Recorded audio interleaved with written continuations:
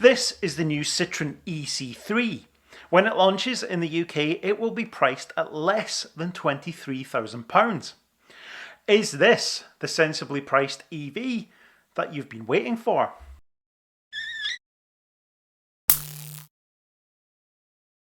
Citroen announced today the all-new 4th generation C3. The all-electric C3 heads up that 4th generation lineup of Citroen's most popular car, which has sold more than 5.6 million vehicles since the launch in 2002. So popular is the C3 that it represents 29% of Citroen's entire European sales volume and 11% of the whole European B segment market. That's absolutely huge. I must admit, I didn't actually know that the C3 was that popular. I've had some dealings with a couple of the old model, and to say I wasn't a fan would be a little bit of an understatement. Draining water out of the headlights of one was a particular highlight. Anyway, moving on. The EC3 could be the most comfortable B segment car ever, with Citroen's advanced comfort suspension as standard. Adding hydraulic stops to a fairly conventional shock and spring setup, comfort is very much the name of the game with the EC3, and that's almost unheard of at this end of the market. Their interior game is strong too. The advanced comfort seats are specifically tailored for the car and use additional foam to provide a welcoming, soft feel at first contact. Seats remain supple and supportive, whatever the length of the journey.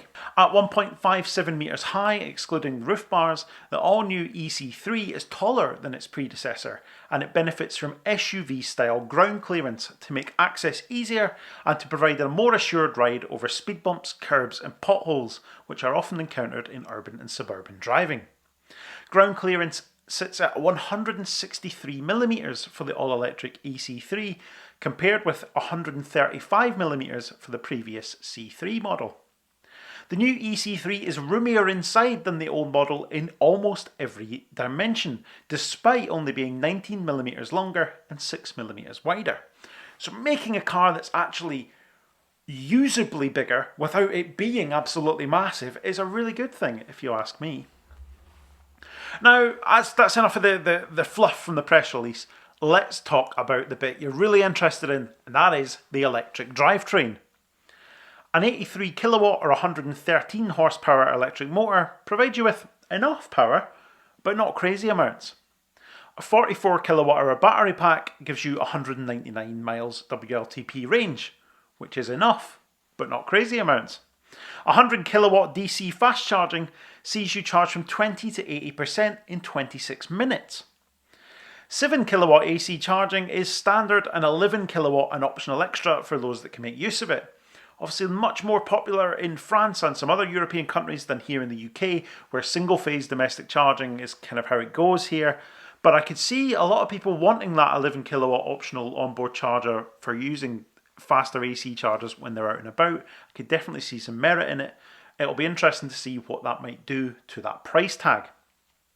0 to 60 in 11 seconds and a provisional top speed of 84 miles per hour. Some might scorn that a little bit, but I think it's more than enough, especially in this sector. In my opinion, making EVs with smaller power outputs that are a bit more efficient and have smaller batteries is definitely the way to go, especially in the B segment where price is much more important than out-and-out specification and 0 to 60 bragging rights. It seems to me like Citroen are concentrating on the important things with the EC3: comfort, equipment, range to some extent, and charging speed, rather than just doing what a lot of companies do and wedging a massive battery and a more powerful motor in and calling it a day. The new EC3 is the first vehicle on the brand new ground-up, all-electric focused smart car platform from Stellantis, which has a 44 kilowatt hour LFP battery. And that'll be very good news if you're a cobalt or fire obsessive. Equipment and trim are quite interesting, really. The base model will use a smartphone station and a new app that docks your phone and uses that as the infotainment device, removing the need for a dedicated touchscreen. It's like the next iteration of what they tried to do with AMI, and hopefully they've learnt from their mistakes with that a little bit and the app's a little bit better, because I didn't really get on with it very much in AMI. The Plus model comes with a 10-inch touchscreen and smartphone mirroring with Apple CarPlay and Android Auto, so a more conventional in-car entertainment experience from the next model up in the range. And the Max model has My Citroen Drive, which is an even fancier touchscreen navigation and entertainment system for those that want the higher spec model. All models get access to the Citroen eRoutes app, which is a new route planning app that's coming that lets you plan in charging stops on your journey, and it's particularly tailored to helping new EV drivers get used to charging on the road. It'll be very interesting to see what that looks like when we can get our hands on it. Now, the moment you've all been waiting for, the pricing, of course.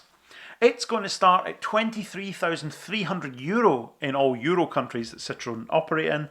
Fixed price with no haggling in those countries, which is quite interesting. In the UK, it's confirmed at the moment that it will be less than £23,000.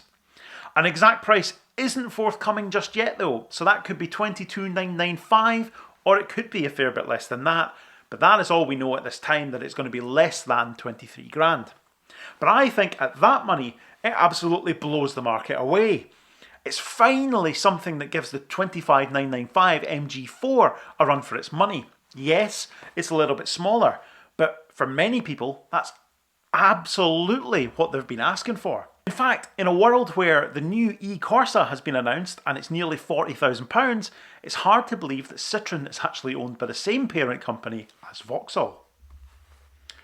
There's an even cheaper model on the way, not confirmed for the UK yet, but a model with a smaller battery and 200km range, as opposed to the 320km that we've been talking about here, will be €19,990 when it launches in 2025. If that could come to the UK at less than 20 grand, I think they'd sell absolutely loads of them. It would be very hard indeed to justify buying a new petrol or diesel car, especially a smaller one, if you could buy an EV as capable as this for this kind of money. I was thinking when I saw the photos of the new EC3 that it actually looked a little bit like the Suzuki Ignis, if a little bigger. Imagine my surprise then when I looked that up and saw that a brand new Ignis will cost you £100 under £18,000 if you want to buy one of those. And I think that really hits home how expensive cars have become and how this EC3 really does nail the price point that it's going to be sitting at. I think Citroen are going to sell absolutely loads of these. Absolutely nails the whole package in my opinion. It's cheap enough, but it's not completely devoid of equipment and features. It sounds like it's going to offer comfort levels that you don't normally see at this part of the market, and it ticks pretty much all of the EV boxes while it's at it. Actual range versus WLTP will be what determines its fate, I think. That's always the question people are going to ask, but if it can get anywhere near its official figures, I think it's going to be a roaring success.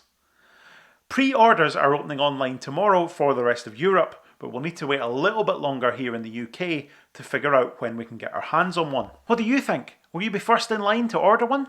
I think I would be if I hadn't just bought a Zoe.